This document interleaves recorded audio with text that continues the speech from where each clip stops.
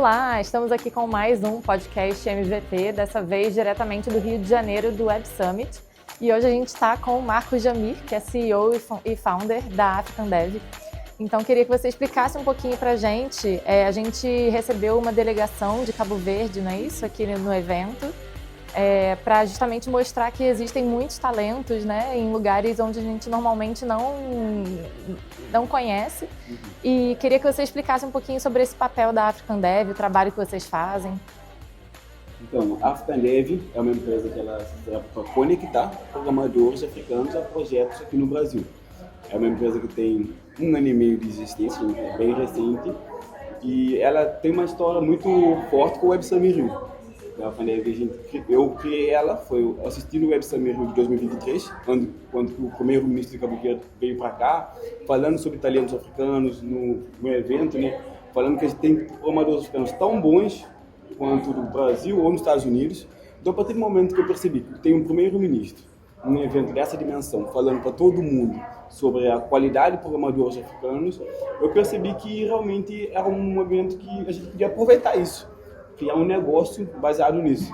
Então aí foi o momento que eu comecei a fazer o quê? Comecei a mapear realmente quais são os programadores, os profissionais africanos que tinham capacidades para vir trabalhar em projetos aqui no Brasil. Então eu fiz todo o mapeamento lá, fui para Cabo Verde, na própria minha casa, convidei os programadores para se reunir, até brinco que a gente fez tipo uma feijoada tecnológica, tentando trazer um pouco essa essência do Brasil para lá. Onde nessa feijoada tecnológica comecei a mapear. Você trabalha com o quê? Trabalho com Python, trabalho com Java. Mas e você está no momento de querer trabalhar remotamente, mesmo querer trabalhar para fora? Marcos, sim, eu estou querendo fazer isso. Então foi aí um pouco que começou esse movimento, né, de começar, depois do mapeamento, começar a procurar empresas aqui no Brasil que possam precisar desses talentos e ver se realmente fazer sentido e para o mercado brasileiro ter profissionais africanos. Legal. E uma coisa que a gente estava conversando que eu achei interessante é que não precisa de visto, né? Muitas empresas devem ter essa dúvida, assim, como é que funciona essa parte burocrática? Sobre essa parte burocrática, no início a gente tentou verificar qual seria o melhor jeito do empresário brasileiro ter acesso a um profissional de fora. A gente verificou como que o empresário brasileiro fazia com os indianos, só para ter noção. Então o empresário brasileiro já está acostumado em trazer profissionais de fora, então eles faziam a contratação de vários indianos. E a gente percebeu que, com os indianos, era mais focado nas entregas. Eu vou lá, encontro esse profissional, eu passo uma tarefa, uma demanda para ele me entrega. Então, não precisaria, às vezes, vir para o Brasil. Ele ficou, não precisa vir para o Brasil, não precisa ter um visto ou vir trabalhar aqui no Brasil, meio que um CLT, então não precisava. É meio que fosse sempre, em relação ao profissional hoje de Cabo Verde e o Brasil, uma relação sempre PJ. Porque hoje eu tenho um contrato com um profissional em Cabo Verde e a empresa aqui no Brasil tem um contrato com a gente. Então, como já toda essa intermediação é feita entre empresas, podemos dizer assim. Legal. E a gente conversou também um pouquinho sobre essas sinergias, né? O que tem em comum o Brasil com os profissionais africanos, assim, o que a gente consegue aproveitar dessa relação? Então, quando eu comecei a estudar mais sobre esse mercado, trazer profissionais africanos para cá, eu comecei a entender primeiramente como já funcionava com os indianos. Então, tem que entender um case que já funciona. Aí, entendendo esse case que funciona, o que eu posso melhorar para o profissional, para o empresário brasileiro decidir ter a gente como opção e não continuar mais com os indianos. Então, a gente começou a perceber algumas coisas que são bastante importantes. Primeiramente, o fuso horário. Então, ficou que vários empresários brasileiros reclamavam do fuso horário em relação ao Brasil e Índia. É uma coisa, realmente uma diferença bem grande, então complicava na gestão e no acompanhamento das demandas. O segundo ponto, a gente falou que é a língua. Então, o indiano, a gente até brinca, o indiano tem um inglês próprio, então o inglês do indiano é o inglês deles, então é um inglês bem próprio e às vezes vários tech leads brasileiros não conseguiam entender ou comunicar com, às vezes é um cara, por exemplo, que até o fato de ter que falar inglês, né, também. Isso, então já era um problema aqui para o Brasil. A gente percebeu também um outro problema que seria o engajamento. Por quê? A partir do momento que você tem um programador que vai trabalhar no seu projeto por 8 horas por dia, ele está trabalhando com você às vezes, tipo assim, 22 dias no mês, todo dia você está lá conversando com ele. Às vezes você não quer conversar só sobre demanda, às vezes você quer ter um momento mais descontraído, brincar, até a gente até brinca, né? rir de memes. Então isso é uma coisa que a gente percebeu que os programadores africanos têm. Os programadores africanos, só para ter noção, a gente consome muito conteúdo brasileiro. Então o Brasil para a gente é uma referência. Então quando o Brasil sendo uma referência, a gente não sabe o que acontece no Brasil. Então se você pode trazer uma particularidade no Brasil, algum caso, conversar no dia a dia, o programador africano vai entender. Sim. Ele vai falar da novela, a pessoa já vai saber. Vai falar novela, vai falar de futebol, vai falar até mesmo coisas políticas que estão acontecendo. Então, porque o pessoal realmente está interessado com o mercado brasileiro. Então, aí que a gente percebeu que o engajamento e essa sinergia entre os dois, né, é muito importante. A gente pode estar falando também, ressaltar a distância, né? Cabo Verde fica muito perto do Brasil. Só para vocês terem noção, são 4 horas. Nossa, muito perto mesmo. Muita gente não tem essa tem noção. Voo direto, sim? Hoje não tem voo direto, isso é um dos problemas que a gente tem. Uhum. Então você tem que ir para Portugal, entendi. depois voltar e fica um voo de aproximadamente 14 horas. Entendi. Mas a gente tinha voo direto, eu já fiz muito esse voo direto, é um voo de 4 horas, é um voo bem tranquilo. Então às vezes valia mais a pena você sair, por exemplo, Recife para Cabo Verde do que você sair do sul do Brasil para o norte, entendeu? Sim. Realmente fica bem posicionado. Uhum. Legal. E aí, quais são as diferenças? Assim, imagino que tenha também, né, algumas diferenças. Assim, quais são os desafios que esses profissionais encontram às vezes? Bom, quando eu penso em diferença, eu penso que o programador africano, a gente tem o programador em si já tem uma particularidade mais objetiva, um cara mais fechado, né? Os programadores africanos também são muito fechados. Eles são aquele cara, quando você pergunta ou conversa com eles, alguns são tipo 0 ou 1. Assim, bem objetivo mesmo. Isso é uma coisa que a gente percebeu, porque o brasileiro ele é mais comunicativo. Às vezes você quer perguntar a uma pessoa alguma coisa, você quer um contexto. Você não quer saber sim ou não. Você quer saber um contexto, entender. Então, é até considerado tipo educado, né? Você não responder diretamente, você tem que dar uma volta ali. Isso. Então a gente percebeu que isso era uma coisa que os nossos programadores tinham uma dificuldade. Então a gente começou a trazer para eles, falou, quando você numa reunião, interage mais, conversa mais. O cara falou, Marcos, eu só quero, porque eu estou focado na minha demanda, que só quero entregar, não. O trabalho não é só aquele 8 horas, não é 8 horas lá codificando. Às vezes 8 horas lá esperando alguma coisa, fiz minha demanda, tem que esperar minha demanda subir, fazer deploy. Então você tem que ter um momento também de conversa, de engajamento, né? Então acho que um dos maiores problemas assim, é bem isso, é tipo assim, esse engajamento que o brasileiro tem muito. Essa comunicação brasileira tem muito e nos povos africanos a gente tem um pouco mais de receio. Posso falar que a gente respeita mais o espaço do outro, pergunta menos, entendeu? Quando é para falar, fala pouco demais, entendeu? Mas acho que já temos uns programadores nossos que já estão começando a ficar mais com maior liberdade, já estão começando a engajar mais com o cliente. E aí eu imagino que vocês funcionem não só como essa plataforma que conecta, mas também que faz essa ponte, né, cultural, assim, que explica para os dois lados como é que funciona. O que acontece? Eu gosto muito disso, porque eu penso, todos os meus clientes que eu tenho, hoje pelo menos eu tenho quase 2 ou 3 pessoas que trabalham no cliente, né, que têm vontade agora de conhecer Cabo Verde. Então a gente traz esse mundo que para vários empresários brasileiros, para vários gestores, era um pouco desconhecido. Quase, por exemplo, hoje encontrei um cliente meu, ontem também tinha encontrado um, e todos já falam, Marcos, eu vou conhecer Cabo Verde. Porque, por exemplo, a partir do momento que você trabalha com uma pessoa todo dia, essa pessoa desse país, você pergunta, às vezes você curioso saber onde que é, como que fica, que comida que tem lá, qual que é as praias que vocês vão. Então também é muito bom que permita essa relação, e até a relação dos programadores também de Cabo Verde que querem vir conhecer o Brasil. Você mora em Porto Alegre, como que é Porto Alegre? Provavelmente a gente foca em Rio, São Paulo. Então tem essa curiosidade também de programador cabo-verdiano ou programador africano querer vir conhecer o Brasil, como também do gestor brasileiro agora colocar Cabo Verde como uma opção de país mesmo que ele quer visitar. Legal, bacana. E aí me fala um pouquinho do negócio, então. Vocês surgiram há 1 ano e meio atrás e com quantos funcionários? Só para ter noção, a gente surgiu com aproximadamente, quando a gente iniciou com 4, 5 programadores, bem pouca gente mesmo. Hoje estamos com 40. Então, tipo 40 da African Dev mesmo? Da African Dev. A gente cresceu bastante e a gente cresceu de uma forma bem acelerada a gente cresceu até demais do que eu esperava. Tipo assim, meu sonho era... Eu falava, se eu fechasse 2024 com 15 programadores, eu estaria muito feliz. Tipo, falei, bater a minha meta. Quando a gente ultrapassou 15, foi no meio do ano, depois... Aí dobrou a meta.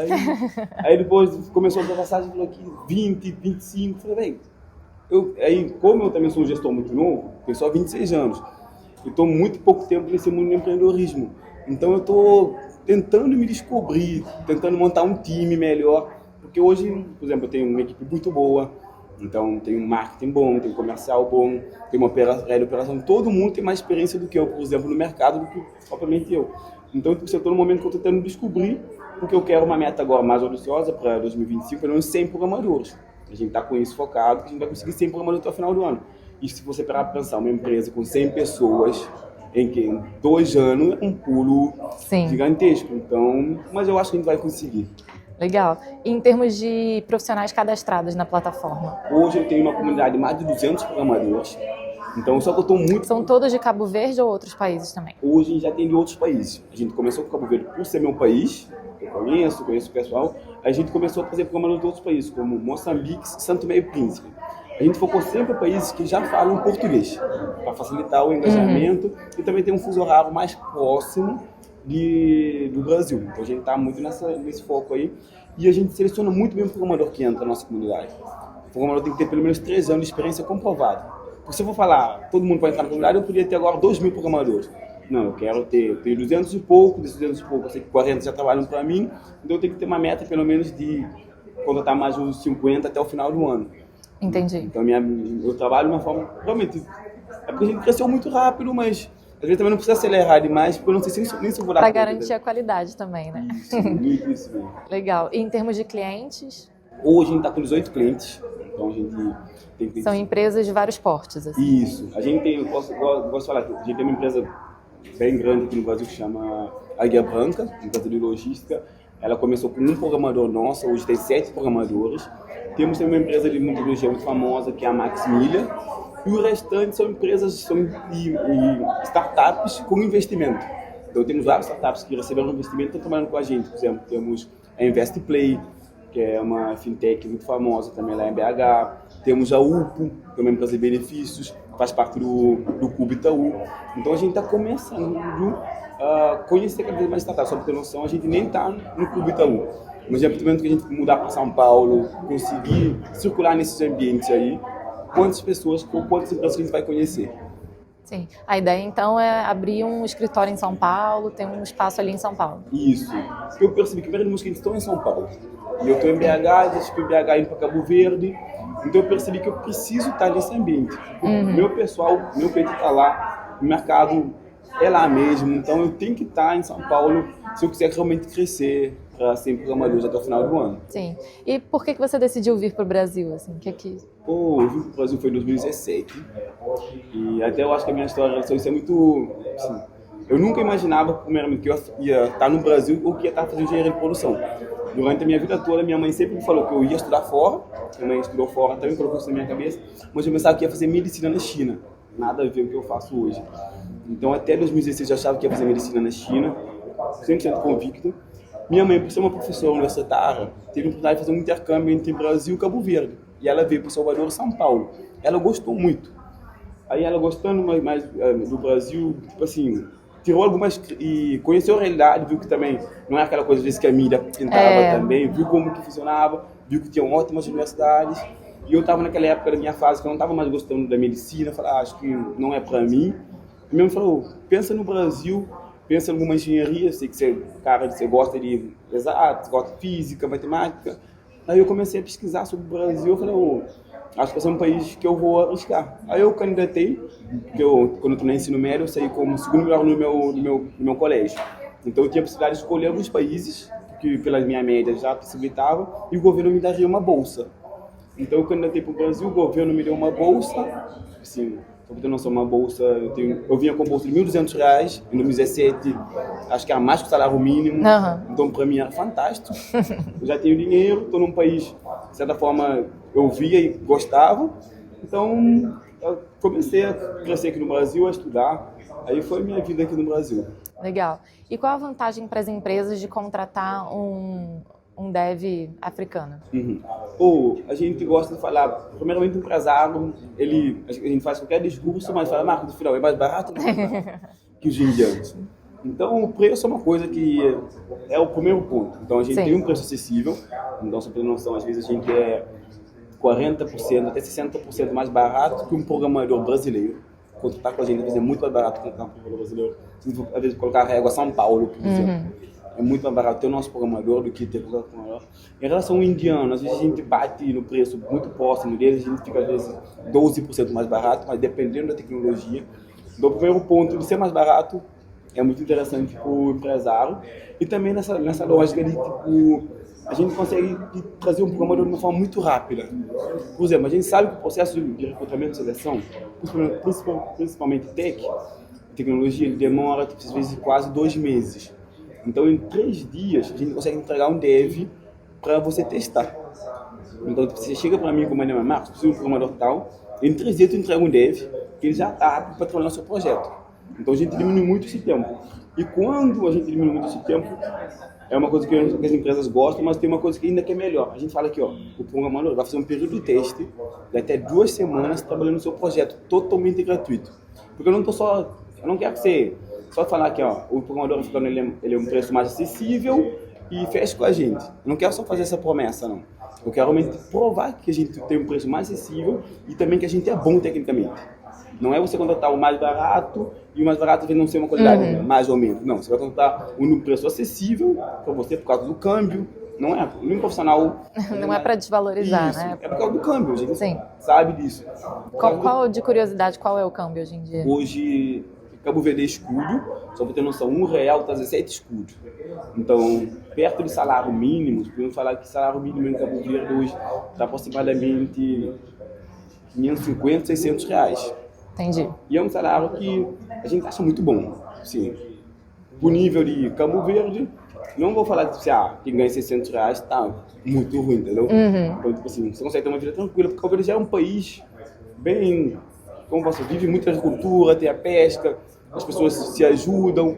Então é um país bem tranquilo que às vezes não tem essa necessidade de falar, velho, eu tenho que ganhar muito dinheiro. Entendi. Então vou falar que eu vivo bem, entendeu? Legal. Beleza, eu acho que era isso então. Super obrigada, Marcos. Tem algum ponto que você acha importante comentar? Algum recado que você quer dar? Eu queria muito que nesse ano 2025, né, que cada vez mais empresários e brasileiros começam a testar programadores africanos. Até a gente fala que precisa ter esse período de teste 100% sendo gratuito. É para você, empresário brasileiro, quando parar pensar, velho, eu não tenho uma pessoa, eu posso contar um profissional na Índia, posso contar um profissional aqui no Brasil, mas agora coloque no seu horizonte, né, um profissional africano, e a gente vai permitir ele trabalhar no seu projeto totalmente gratuito por 2 semanas para te provar. Aí, a partir desse momento, se você conhecendo o profissional, ele trabalhando com você, aí você consegue tirar a sua própria conclusão. Ou realmente se vale a pena, ou não, Marcos, vou continuar como profissional brasileiro, vou continuar com meus indianos. Eu sempre falo para se permitir e não vai ter custo nenhum. Isso eu me responsabilizo que não vai ter custo nenhum. E de ter profissionais africanos trabalhando com você. Legal. E como você falou, ter mais diversidade na equipe é sempre bom também, né? Pessoas de lugares diferentes, né? A conversa fica até mais rica, né? Isso, você deixa de sair, você sai daquele mundo, às vezes só, em São Paulo, Rio, começa a falar agora de férias, por exemplo, que antes você falava, vou para São Paulo, Rio, vou para Salvador, agora você coloca no seu leque e ir para Cabo Verde, entendeu? Por que não? É. Legal, tá ótimo. Muito obrigada. Obrigada a quem assistiu até aqui e o próximo episódio é na quarta-feira que vem.